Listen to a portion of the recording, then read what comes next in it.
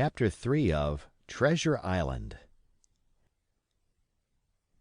Treasure Island by Robert Louis Stevenson. Chapter 3 The Black Spot. About noon I stopped at the captain's door with some cooling drinks and medicines.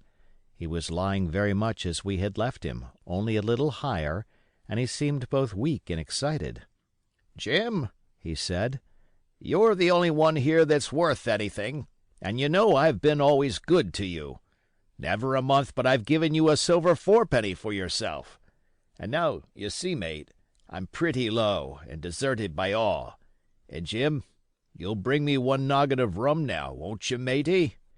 "The doctor—" I began. But he broke in, cursing the doctor, in a feeble voice, but heartily. "Doctors is all swabs," he said. "And that doctor there, why, what do he know about seafaring men? I've been in places hot as pitch, and mates dropping round with Yellow Jack, and the blessed land a heaving like the sea with earthquakes. What do the doctor know of lands like that? And I lived on rum, I tell you. It's been meat and drink, and man and wife, to me. And if I'm not to have my rum now, I'm a poor old hulk on a lee shore. My blood'll be on you, Jim, and that doctor swab." And he ran on again for a while with curses.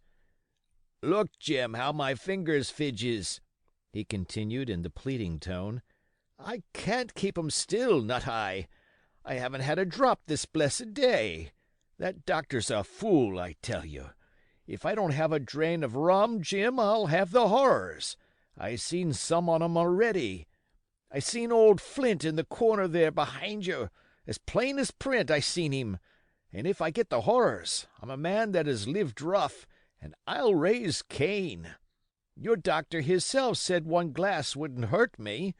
I'll give you a golden guinea for a noggin, Jim." He was growing more and more excited, and this alarmed me for my father, who was very low that day and needed quiet. Besides, I was reassured by the doctor's words, now quoted to me, and rather offended by the offer of a bribe. "I want none of your money," said I, "but what you owe my father.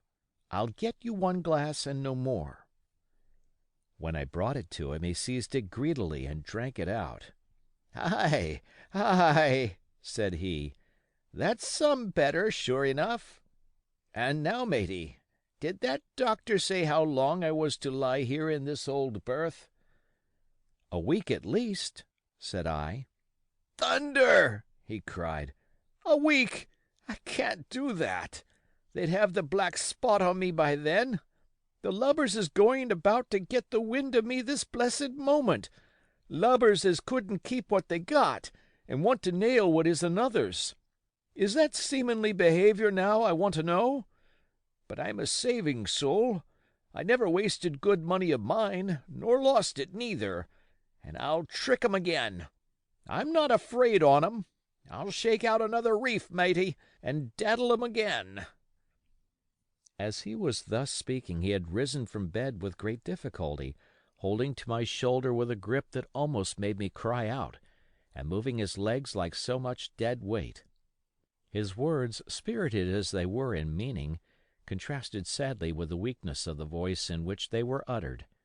He paused when he had got into a sitting position on the edge. "That doctor's done me," he murmured. "My ears is singing.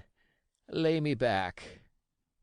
Before I could do much to help him, he had fallen back again to his former place, where he lay for a while silent. "Jim," he said at length, "you saw that seafaring man today?" "Black Dog?" I asked. "Ah, Black Dog," says he. "He's a bad 'un, but there's worse that put him on.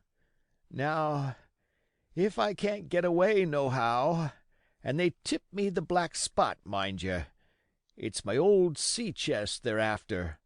You get on a horse. You can, can't you? Well, then, you get on a horse and go to—yes, I will, to that eternal Dr. Swab, and tell him to pipe all hands, magistrates and sich, and he'll lay 'em aboard at the Admiral Benbow. All old Flint's crew, man and boy, all on 'em that's left. I was first mate, I was, old Flint's first mate, and I'm the only one as knows the place. He gave it me at Savannah, when he lay a-dyin', like as if I was to now, ye see. But you won't peach unless you get the black spot on me, or unless you see that black dog again, or a seafaring man with one leg, Jim. Him above all." "But what is the black spot, Captain?" I asked. "That's a summons, mate. I'll tell you if they get that. But you keep your weather eye open, Jim, and I'll share with you equals, upon my honor." He wandered a little longer, his voice growing weaker, but soon after I had given him his medicine, which he took like a child, with the remark, "If ever a seaman wanted drugs, it's me," he fell at last into a heavy, swoon-like sleep, in which I left him. What I should have done had all gone well, I do not know. Probably I should have told the whole story to the doctor, for I was in mortal fear lest the captain should repent of his confessions and make an end of me. But as things fell out, my poor father died quite suddenly that evening, which put all other matters on one side. Our natural distress, the visits of the neighbors, the arranging of the funeral, and all the work of the inn to be carried on in the meanwhile, kept me so busy that I had scarcely time to think of the captain, far less to be afraid of him. He got downstairs next morning, to be sure, and had his meals as usual, though he ate little, and had more, I am afraid, than his usual supply of rum, for he helped himself out of the bar, scowling and blowing through his nose, and no one dared to cross him. On the night before the funeral he was as drunk as ever, and it was shocking, in that house of mourning, to hear him singing away at his ugly old sea-song. But, weak as he was, we were all in the fear of death for him, and the doctor was suddenly taken up with a case many miles away, and was never near the house after my father's death. I have said the captain was weak, and indeed he seemed rather to grow weaker than regain his strength.